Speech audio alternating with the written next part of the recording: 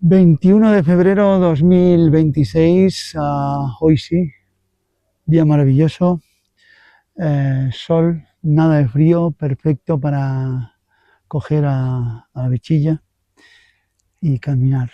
Y nos hemos ido aquí a la Riba, que ya habíamos venido, estamos haciendo un camino paralelo, pero por el Camí del Brugent se llama.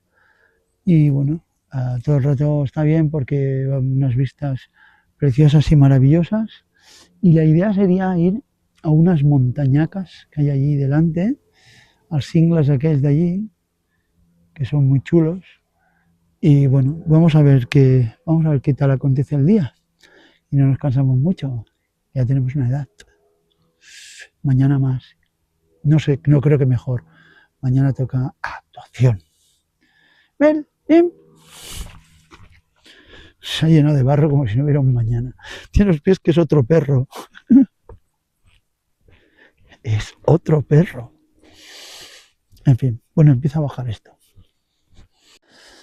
Por cierto, se me olvidaba hoy, los compis están haciendo una barbacoa y bueno, un poquito un reencuentro en homenaje del compi que nos dejó y que estamos todavía y seguimos y seguiremos en shock. Bueno, pues mi humilde homenaje es venirme a las tierras, a la Riba, donde él pateaba por aquí y que muchas veces habíamos tenido conversaciones muy intensas alrededor de estas montañitas.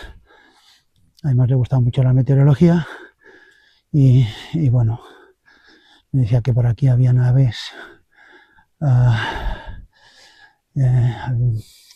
aves protegidas y bueno, a ver si lo vemos.